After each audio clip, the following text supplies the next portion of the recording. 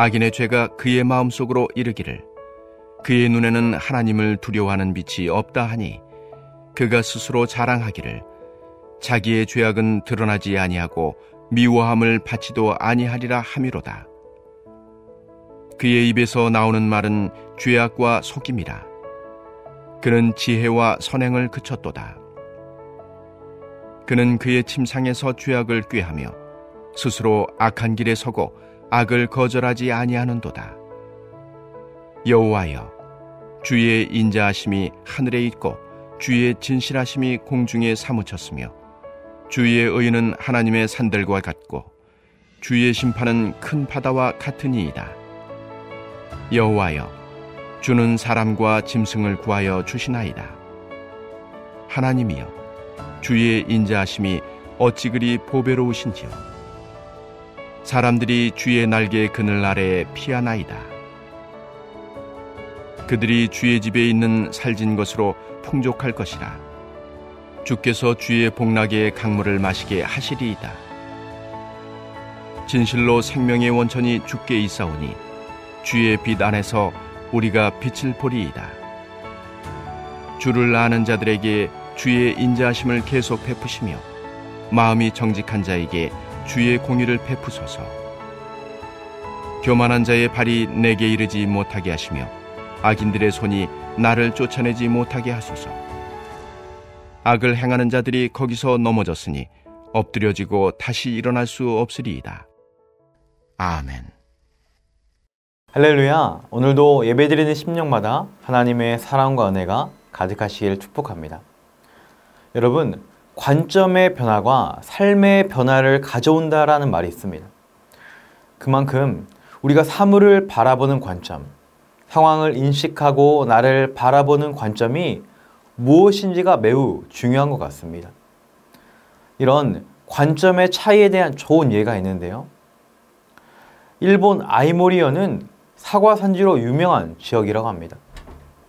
그러나 1991년에 큰 태풍이 불어와서 막대한 피해를 주게 되었습니다.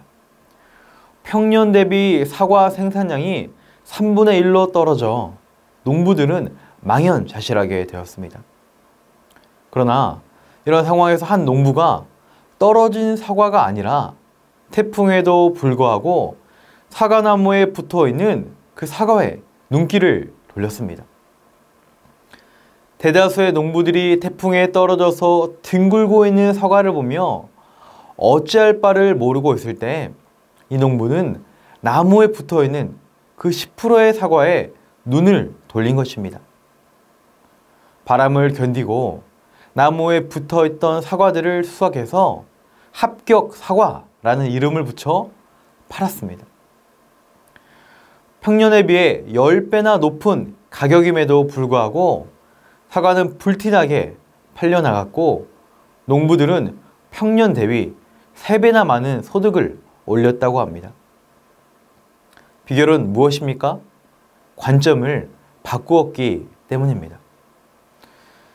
사랑하는 성도 여러분, 하나님의 자녀는 두 세계를 보는 사람들입니다.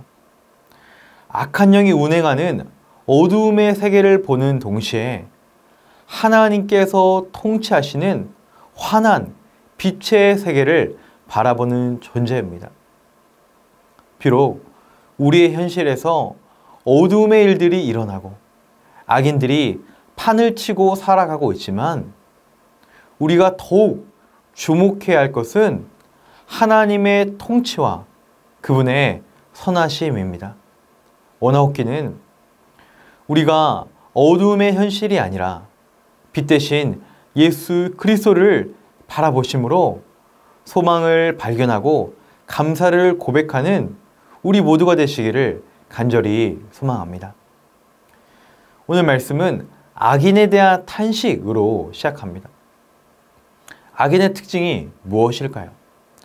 1절 말씀을 보면 악인의 죄가 그의 마음속으로 이르기를 그의 눈에는 하나님을 두려워하는 빛이 없다 하니, 성경에서 말씀하시는 악인의 특징이 무엇입니까? 하나님을 두려워하지 않는다라는 것입니다.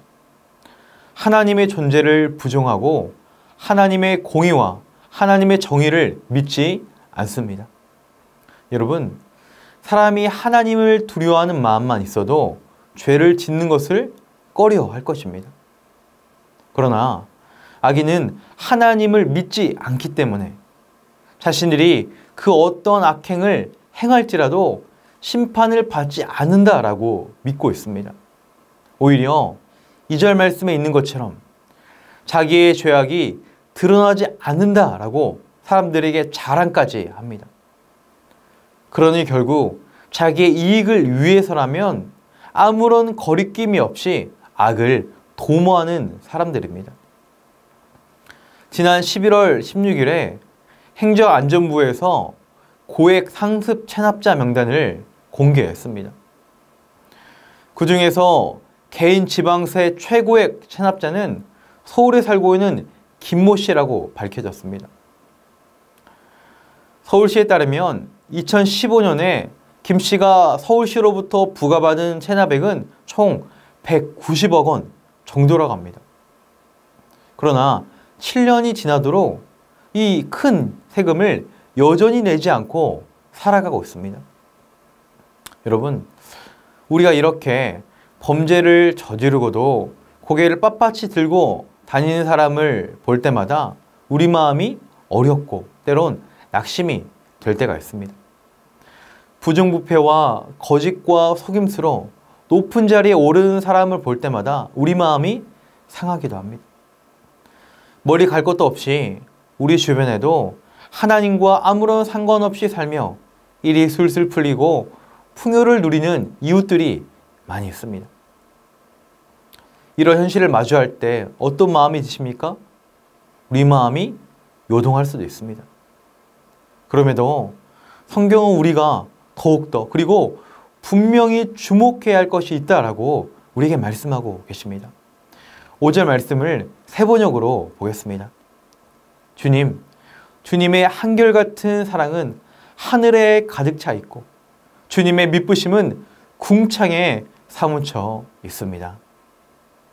여러분, 오늘 말씀을 기록한 다윗은 악인들의 악한 행동을 이야기하고 있지만 그가 궁극적으로 말하고자 하는 것은 무엇입니까?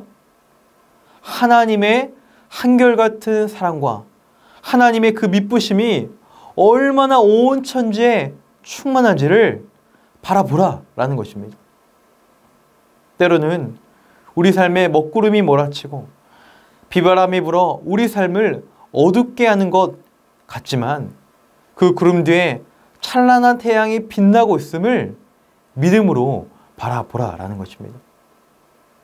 아무리 악한 자들이 하나님의 은혜를 막고 우리를 핍박해도 하나님의 은혜의 아침은 반드시 찾아오는 것입니다. 왜냐하면 하나님은 전능하시고 그 전능하신 하나님의 사랑은 영원토록 변치 않기 때문입니다. 6절 말씀도 보겠습니다. 주의 은은 하나님의 산들과 같고 주의 심판은 큰 바다와 같으니이다. 여호와여, 주는 사랑과 짐승을 구하여 주시나이다. 아멘. 하나님의 공의와 심판은 산처럼 높고 바다처럼 깊다는 것이죠. 어떤 사람도 바다를 거스를 수 없는 것처럼 아무리 악인들이 날뛰는 것처럼 보여도 온 천지에 충만하신 하나님의 심판을 결코 피할 수가 없다는 것입니다.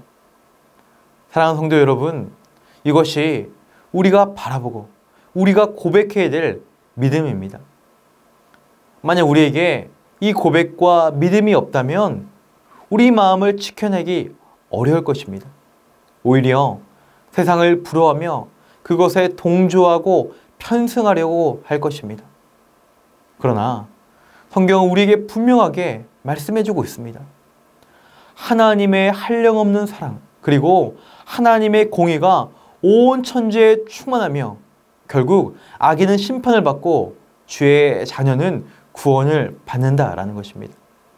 여러분, 이 사실을 믿으시죠? 우리가 믿는다면 다윗처럼 고백할 수 있어야 합니다. 7절 말씀입니다. 하나님이여 주의 인자하심이 어찌 그리 보배로우신지요. 사람들이 주의 날개의 그늘 아래에 피하나이다. 아멘. 다윗은 이 땅의 불의함이 아니라 하나님의 인자하심에 더욱 주목하고 있습니다. 하나님이여 주의 인자하심이 어찌 그리 보배로우신지요. 너무나 감동적인 말씀입니다. 여러분, 다윗의 고백과 감탄이 우리의 고백이 되어지기를 소망합니다. 악인들의 형통함을 바라보고 마음이 상하고 낙심하지 아니하고 하나님의 선하심을 신뢰하며 감사를 고백하는 주님의 자녀가 되시기를 축원합니다.